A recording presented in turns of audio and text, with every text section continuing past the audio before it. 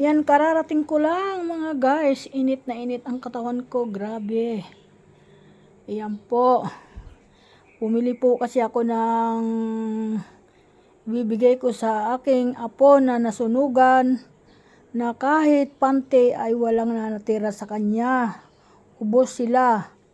Walang nailabas na gamit kahit ano lang, kasi siyempre mas importante nga naman ang buhay. Isa sa mga material na bagay kagaya ng mga gamit, pera, wala po natira sa kanila, ubos po sila. Dito po to sa may ilang-ilang Santan sa Payatas, Quezon City. Ayan po. Naawa ko sa apo ko dahil iyak ng iyak.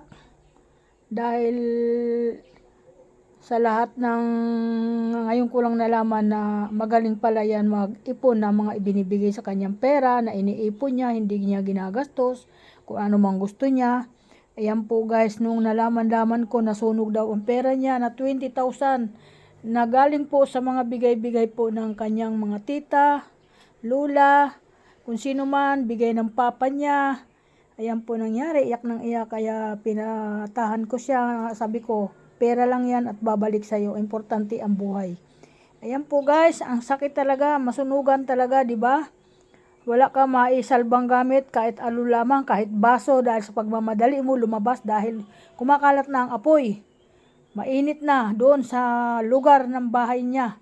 Kaya mabuti na lang nandito siya sa Bulacan sa akin, sa kanyang lula na nagbabakasyon para anuhin ang bakasyon niya.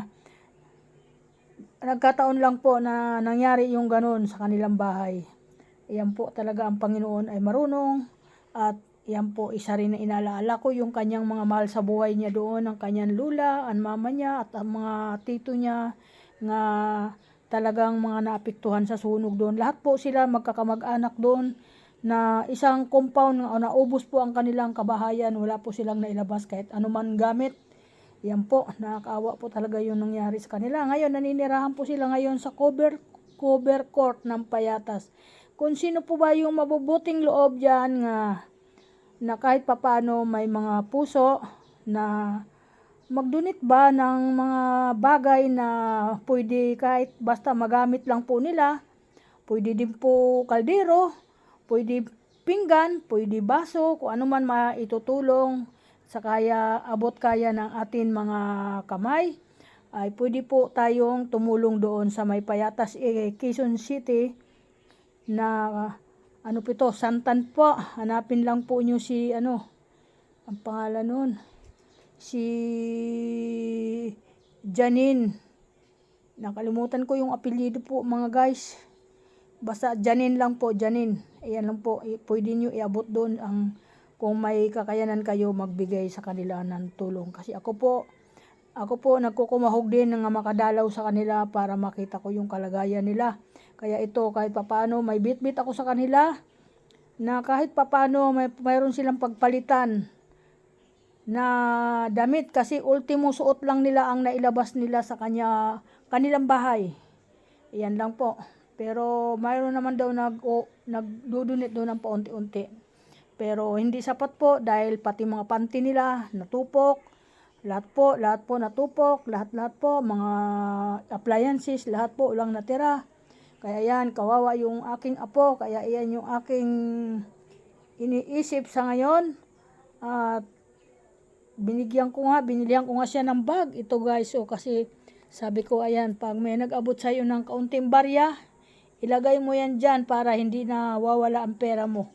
Sabi ko nga ganun, ayan. Ayan guys, sana magustuhan niya itong ginawa ko. Dahil ngayon lang nangyari sa aming buhay ito. Sa totoo lang, yan po ang talaga hindi natin alam yung dumarating sa atin sa una. Kaya mag-ingat po tayo sa mga sunog dahil sobrang mainit ngayon.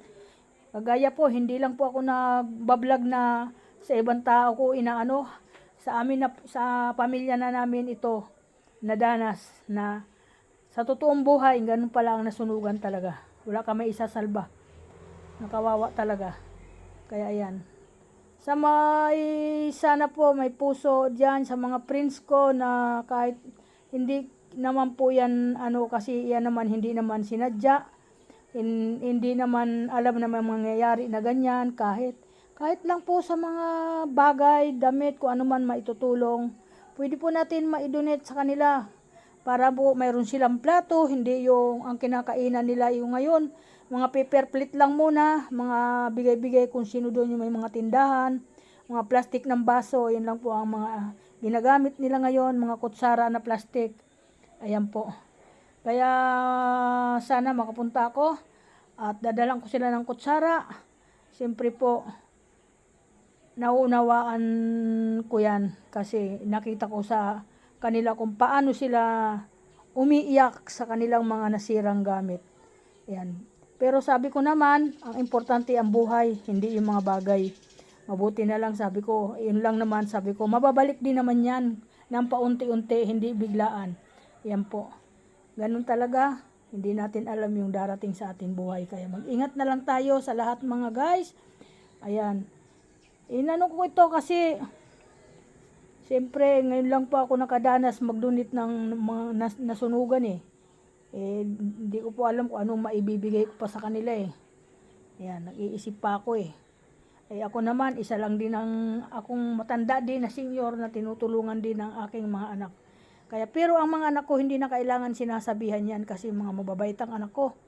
Sobrang mga mababait ang anak ko, hindi na nagsasalita sila na kung anong bagay ang ibibigay nila. Inaabot na lang yan sa kanila. Ayan. Ayan, Elise, may bag ka na ha. Oh, hindi mo na mawawala ang pera mo. Minsan hinahanap mo ang pera mo kung saan mo nilalagay. Yan talaga. Talagang hinahanap ko yan. Sabi ko, okay, thank you so much. Isang good morning. Welcome to my vlog. At salamat sa lahat. Yan. Ganun po talaga buhay. Kanya-kanya lang yan dumarating na problema. Kung ano man darating sa atin. Kaya lahat lang tayo manalig sa Panginoon, manalangin. Yan lang po. Okay po. Bye-bye. Ingat po ang lahat. Ingat. Thank you so much. Bye-bye.